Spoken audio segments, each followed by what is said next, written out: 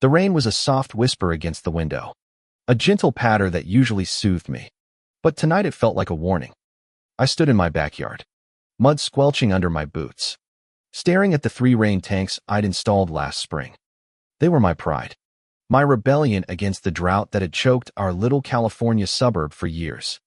Each tank gleamed under the porch light, catching the drizzle like they were drinking it in. I could still smell the fresh paint on their labels. Property of Ellie Monroe. Legal water collection system. Legal. That word was my shield. Or so I thought. Then I heard Ida's sharp, nasal voice slicing through the rain's murmur. You're breaking the law. Ellie, those tanks are an eyesore, and I'm done looking at them. Karen Pritchard, my HOA's self-appointed enforcer, stood at the edge of my property line, her arms crossed, her bleach-blonde bob plastered to her skull by the drizzle. Her eyes were narrowed, glinting with that righteous fury only a Karen could muster. I sighed, the kind of bone-deep exhale that comes when you know a storm's brewing and not the kind falling from the sky. Karen, we've been over this, I said, keeping my voice steady, though my hands twitched at my sides. The tanks are legal. I've got the permits, the county approval, everything. I gestured to the tanks, their sleek metal surfaces reflecting the dim glow of her porch light across the street. They're saving water. You know, for the drought. She scoffed, a sound like a whip cracking. Don't lecture me about the drought. Ellie, this is about property values. Your little hippie project is dragging down the whole neighborhood. Her voice rose, shrill enough to make the neighbor's dog start barking. I could feel my pulse hammering, the heat rising in my chest. This wasn't just about the tanks. It was about control. Karen had been gunning for me since I moved in 2 years ago, a single mom with a beat-up pickup and a yard that didn't scream suburban perfection. She'd written me up for everything. My son's skateboard left on the driveway, my wildflower garden, even the time I forgot to roll my trash can in by 6 p.m. Sharp. But the rain tanks, they were her white whale. I took a step closer, the wet grass slick under my boots. Karen, I'm not taking them down. You want to talk about eyesores? How about your husband's tacky lawn gnomes? It was a low blow, but the flicker of outrage on her face was worth it. She gasped, clutching her pearl necklace like I'd just insulted her entire bloodline.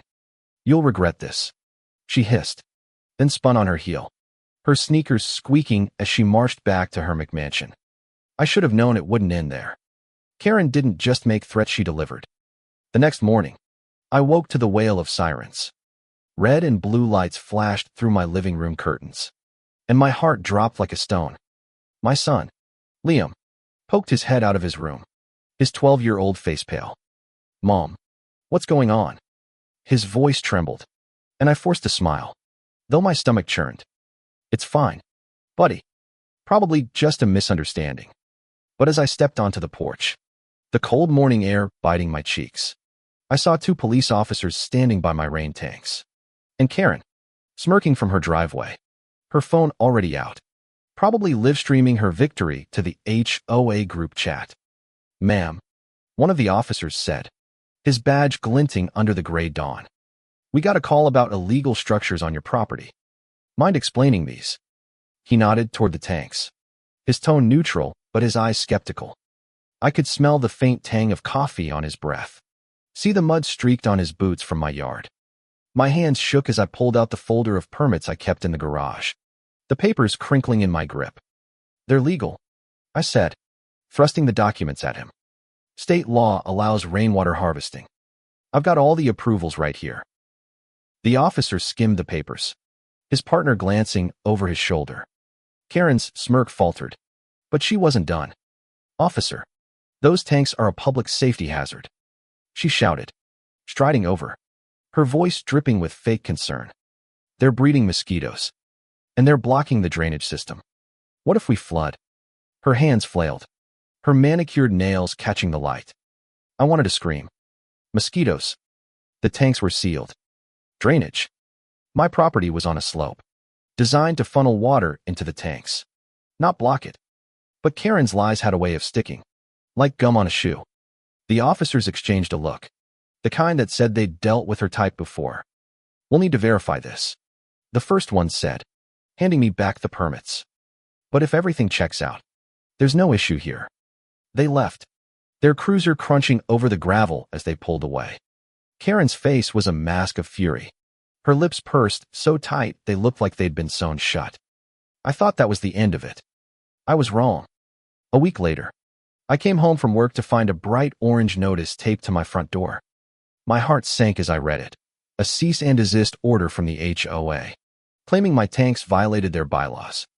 The paper smelled faintly of ink and bureaucracy, and I could almost hear Karen's smug laugh behind it.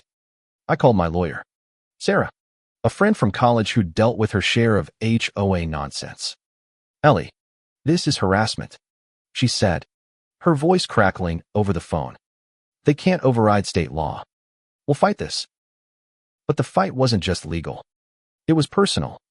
I started noticing things, my mailbox stuffed with anonymous complaints. My tires slashed one night. Whispers from neighbors who'd once been friendly. Liam stopped riding his bike in the cul-de-sac. His shoulders hunched like he was carrying the weight of Karen's vendetta.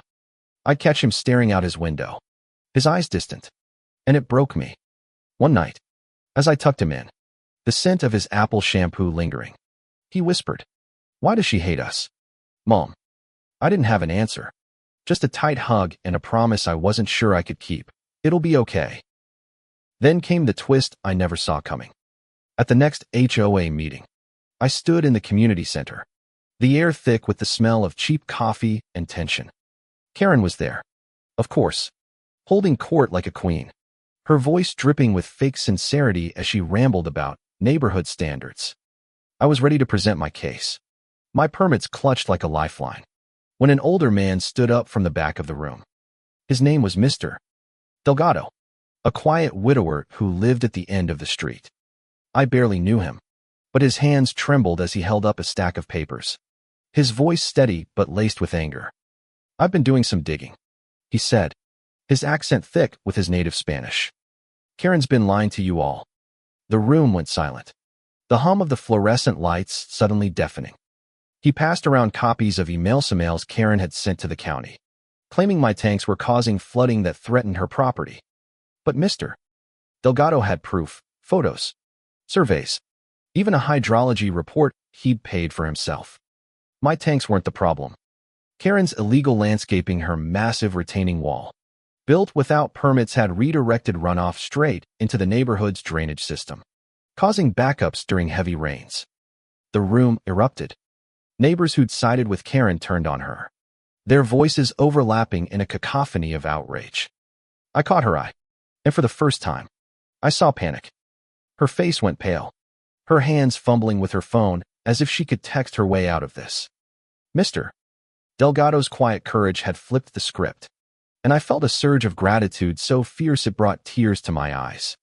I reached out, squeezing his arm, and he gave me a small, tired smile. "My wife loved rain," he said softly. "She'd have hated what Karen's done."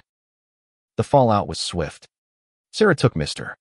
Delgado's evidence to court, and the judge didn't hold back.